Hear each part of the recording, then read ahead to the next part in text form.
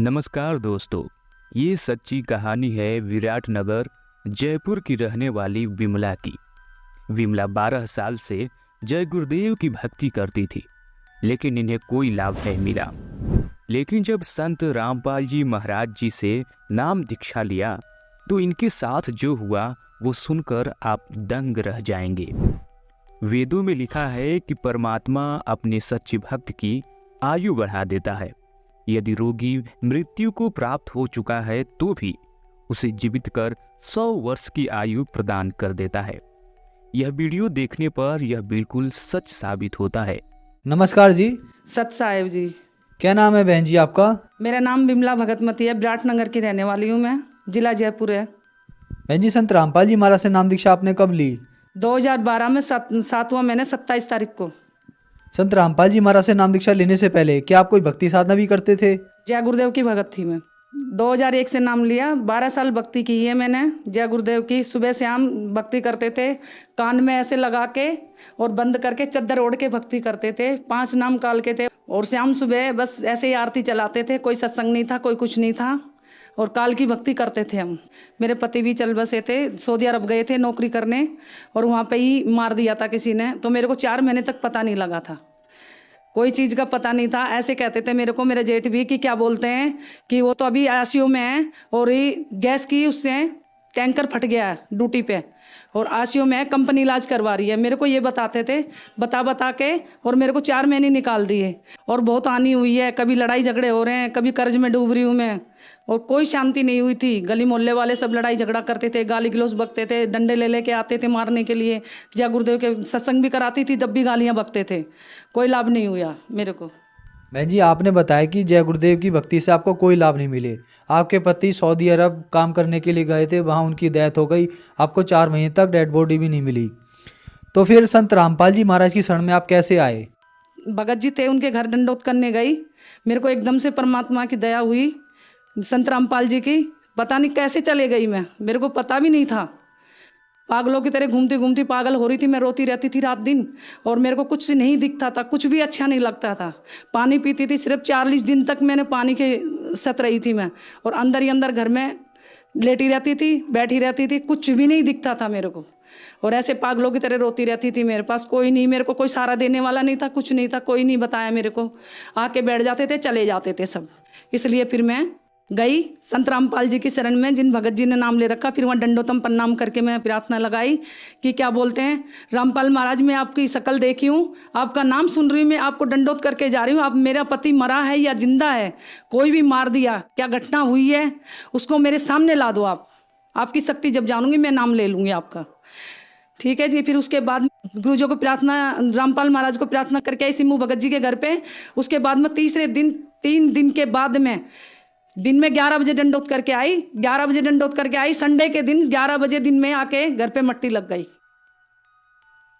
फिर उसके बाद में मुझे होश नहीं है कुछ भी, फिर मैं पागलों की तरह हो गई। फिर 1 साल निकल गई मेरी। 1 साल निकलने के बाद में फिर पंडित से मैंने दुर्गा पाठ करवाया 17,000 रुपये दे के और वो पंडित से फिर मेरी खटापटी हुई। दोनों लड़कियों की स्थिति बिगड़ती जा रही थी और मेरे को धमकी लगा के गली मोहल्ले वाले ऐसे कहते थे कि अभी तो तेरा पति मरा है, उसके बाद में तेरे बेटे मरेंगे, अब तू बचा लियो। कैसे बचाएगी, हम तेरे को देखते हैं, अब तेरी 3 बेटों को भी ख़त्म करवाएगी तू। मेरे को ये धमकियाँ लगाते थे, इसलिए मेरे को डर के मारे फिर मैं भगत जी के घर गई, सिम्मू जी के, और वहाँ से फिर मैं बोली भगत जी को कि क्या बोलते हैं भगत जी, मेरे को संत रामपाल जी के आश्रम में कब लेके चलोगे? तो वो बोले कि कब चलेगी तू आश्रम में? मैंने कहा मेरे को आज ही लेके चलो, मैं परेशान हूँ। मेरे को पंडित ने ऐसे बोला कि मैं भोले बाबा की मूर्ति पे रख दूंगा, काली माता के सामने रख दूंगा, काली माता करेगी जो करेगी तेरे बेटों का, फिर देखियो क्या होगा। उसकी झगड़ा हो गया। शाम को 7 बजे जाके सिम्मू भगत जी के घर गई, मैं उसके पैर पकड़ी। मैं बोली भगत जी संत रामपाल जी के शरण में आश्रम में लेके चलोगे मेरे को? कि तू चलेगी? मैंने कहा हाँ मेरे को आज लेके चलो। सुबह 4 बजते बजते मेरे को ऑटो में बिठा के ले गए। फिर छोटा बेटा सचिन नाम का भगत और मैं 2012 को 7वें महीने की 27 तारीख को संत रामपाल महाराज जी की नाम दीक्षा लेके आई मैं। बहन जी, आपने बताया कि जो भक्ति साधनाएं आप करते थे उनसे आप बहुत दुखी थे। आपके पति की डेथ हो गई, आपके बच्चे बीमार हो गए, आप तांत्रिकों के चक्कर में फंस गए। फिर आपने संत रामपाल जी महाराज से नाम दीक्षा ली। तो संत रामपाल जी महाराज से नाम दीक्षा लेने के बाद क्या आपको कोई लाभ भी प्राप्त हुए? सबसे पहले तो लाभ ये प्राप्त हुए मेरे को, 3-3 बंडल पीती थी मैं रोज़ की। सबसे पहले तो वो छूटी। अब दूर से कोई पीता भी है मेरे को बदबू आती है और चक्कर आने लग जाते हैं मेरे को। उसके बाद में सर मेरे को सबसे पहले ये लाभ हुए, मेरे पति की बॉडी नहीं मिली थी सऊदी अरब में, ना मेरे को पता था मरे हैं कि जिंदे हैं, कोई पता नहीं था मेरे को, कोई बताता नहीं था मेरे को। तो मैं जाके संत रामपाल जी महाराज की मैंने फ़ोटो देखी, सिम्मू की घर पे टीचर हैं वो, उनके घर पे देखी, मेड़ के हैं वो, ठीक है जी। उनके घर पे जाके मैंने दंडोत करी और प्रार्थना लगाई।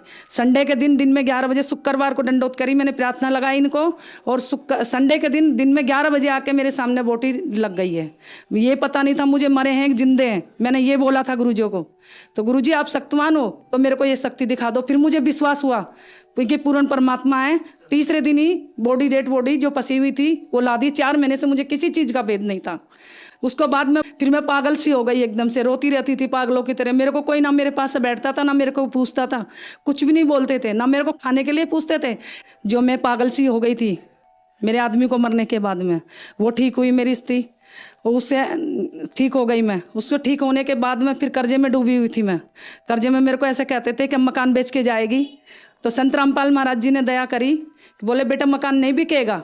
एक बहन का लड़का था रणबीर, उसने भी नाम लिया था गुरुजों का, वो आता था मेरे पास, खर्चा डालता था। परमात्मा ने उसको शागिर्द बनाए थे, उसको पैसे परमात्मा की ऐसी दया हुई, धीरे धीरे मेहनत करके दोनों बेटों ने करी, मैंने करी मेहनत करके उसका कर्ज हमने उतार दिया। जिनका कर्ज था वो भी परमात्मा ने, संत रामपाल जी महाराज ने उतरा दिया कर्जा। कर्जे से हम बिल्कुल फारिग हो गए। कर्जे से फारिग होने के बाद मैं गुरुजों को बोली, गुरुजी झोपड़ी के प्लस्तर नहीं हो रहा है, गुरुजी मेरे पास तो पैसे भी नहीं है और 7,000 रुपये रखे हैं घर पे। गुरुजों ने बोला रामपाल महाराज ने कि क्या बोलते हैं बेटा, 7 लाख रुपए हैं, 7,000 रुपये नहीं है, जा झोपड़ी का काम चला दे। परमात्मा तेरी साथ हैं, गुरुजी तेरी साथ हैं और तेरी दया करेंगे। खाने को दाने भी नहीं थे, खाने के लिए भी मोहताज हो गई थी, काम धंधे सब छूट गए थे।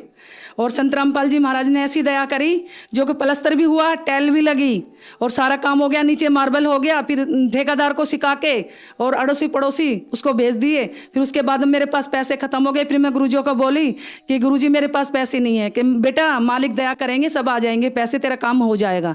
फिर एक भगत ने मेरे को 8,000 रुपये दिए, एक भगत ने मेरे को 15,000 रुपये दिए। परमात्मा ने ऐसी, गुरु महाराज जी ने ऐसी दया करी जो सारा काम संत रामपाल जी महाराज ने। और फिर देखते रह गए अड़ोसी पड़ोसी सब, जो ठेकेदार भाग के गया था वो भी देखता रह गया।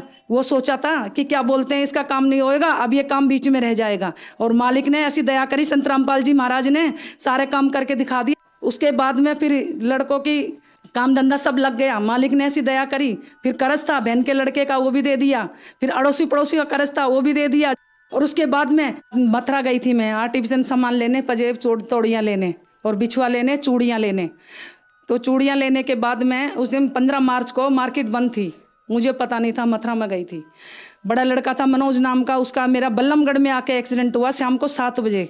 जब ही लड़के को ऐसे लिटा दिए, मेरे सर पे से चद्दर उतार दिए, सोल उतार कर उसको ढक दिए और अंगूठे दोनों बांध दिए लड़के के, जैसे संसारे में बांधते हैं।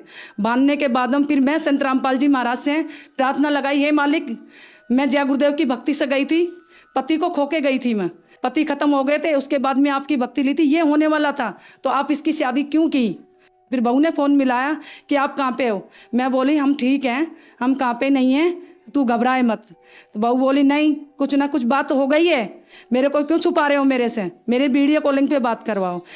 जब मैं गुरुजी को प्रार्थना लगाई झोली फंसार के कि मालिक ये क्या होने होता, गुरुजी वहीं पे प्रकट हो गए, संत रामपाल जी महाराज। संत रामपाल जी महाराज प्रकट होके और लड़के को सोते हुए को आशीर्वाद दे के उठाए। फिर उसके बाद मेरे को आशीर्वाद दिया गुरुजियों ने। फिर लड़का बोला मम्मी तेरे कहाँ लगी है, मैं बोली बेटा मेरे कहीं नहीं लगी है। फिर लड़का बोला चल तो चल। फिर घर पे आ गए। घर पे आने के बाद में गुरुजियों का, संत रामपाल जी महाराज का इमृत जल दिया मैंने। इमृत जल देने के बाद में गुरुजियों को दंडोतम प्रणाम करके और इमृत जल दिया। फिर 5 बजे तक लड़का सोता रहा। 5 बजे के बाद में 6 बजते बजते फिर कहने लगा मम्मी मेरे दर्द हो रहा। फिर हम भी घबरा गए कि मालिक का इमृत जल दे दिया हमने, मालिक की दया हो गई संत रामपाल जी महाराज की। मगर एक बार हॉस्पिटल के अंदर ट्रीटमेंट इसका करवा लेते हैं। परमात्मा की ऐसी, संत रामपाल जी महाराज की ऐसी दया हुई जो वहाँ जाके डॉक्टर 1-1 मिनट में, 1-1 सेकंड में, 10-10 मिनट में डॉक्टर आ गए। सारा चेकअप हो गया, पूरी मशीन का चेकअप हो गया, मेरा भी हो गया, लड़के का भी हो गया, कुछ नहीं आया। फिर उसकी सास आई हॉस्टल के अंदर, बोली अपने गुरु को नहीं छोड़ेगी। मैं बोली मैं नहीं छोड़ूंगी गुरु को, मैं सबको छोड़ दूंगी, गुरु को नहीं छोड़ूंगी। गुरु के पीछे तो, संत रामपाल जी महाराज के पीछे तो आज ये बेटा जिंदा है, नहीं तो मेरे बेटे को रात को ही मैं खो देती, आज मट्टी लग जाती। फिर उसके बाद में बहू के 2 महीने बाद बच्चा आने वाला था गर्भ से। 2 महीने के बाद फिर प्राइवेट हॉस्पिटल ले गई मैं। बहू की हालत हो गई ज़्यादा गंभीर, हॉस्पिटल ले गई। हॉस्पिटल ले जाने के बाद में डॉक्टरों ने ऑपरेशन बोल दिया शाम को 4 बजे। रात को 2 बजे हम लेके गए हॉस्पिटल, प्राइवेट हॉस्पिटल। मेरे पास 15,000 रुपये पड़े थे, वो जमा कर ली डॉक्टर ने 1 रुपये भी नहीं छोड़ा मेरे पास। लड़के को पता था, मेरे को पता नहीं था। डॉक्टर ने नहीं बोला था कि ऑपरेशन होएगा। तो मैं बोली, मैंने कि भाई मैं ऑपरेशन नहीं करवाऊंगी और गुरुजी ऐसा नहीं होने देंगे, रामपाल महाराज नहीं होने देंगे। मेरे को विश्वास है रामपाल महाराज के ऊपर, दया करेंगे जरूर, ऑपरेशन नहीं होएगा। इतनी देर में गुरुजी की आवाज़ आ गई साइड में से मेरे को। गुरुजी आवाज़ लगाए, रामपाल महाराज बेटे घर पे ले जा, मेरा बच्चा भगत जन्म लेगा घर पे ही, आशीर्वाद मिला हुआ है, तुझे पता नहीं है, तू भूल जाती है, जा घर ले जा। 4:30 पर कमल के फूल दे के गए गुरुजी मेरी झोली में आके। मैं रोती थी, संत रामपाल जी महाराज, और रोती थी। पड़ोसन ने ये बोला था कि क्या बोलते ले, खिला ले पोता, इससे पहले खंडित हो गया था बच्चा। मैं बोली पोता खिलाऊंगी, मालिक अपना आप देगा, मालिक के कोटे में कोई कमी नहीं है। जो कि मेरे को ऐसे ताने मिल जाएंगे, मालिक ऐसे नहीं सुनने देंगे, समृद्ध की शरण में हूँ मैं। ऐसे करके और मालिक ने ऑपरेशन से बचा दिया, बच्चा घर पे हुआ। फिर इतना बड़ा फोड़ा आया बच्चे के सिर में।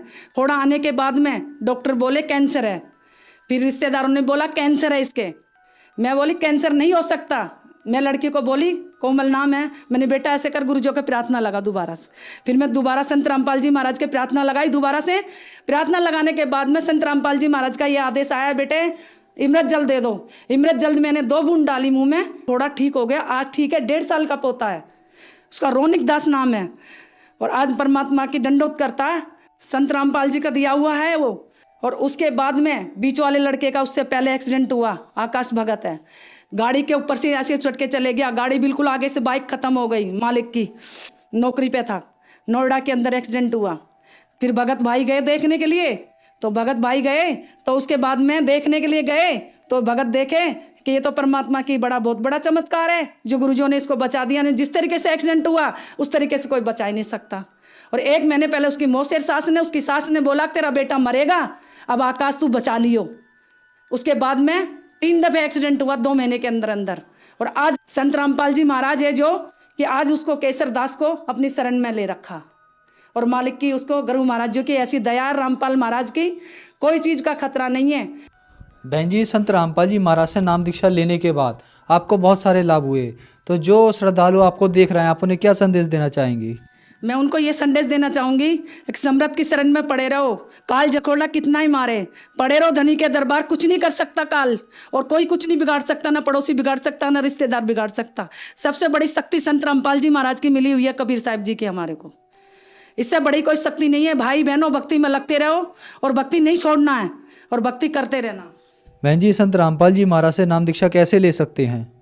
संत रामपाल जी महाराज से दीक्षा से ले सकते हैं कि क्या बोलते हैं, टीवी पे आता 7:40 पे, और उस पर फ़ोन नंबर आते हैं, जहाँ के भी आप हो, जहाँ पे भी आपके आसपास के मिल जाएंगे नंबर। जब फ़ोन करोगे तो वहाँ से आप नामदान ले सकते हो।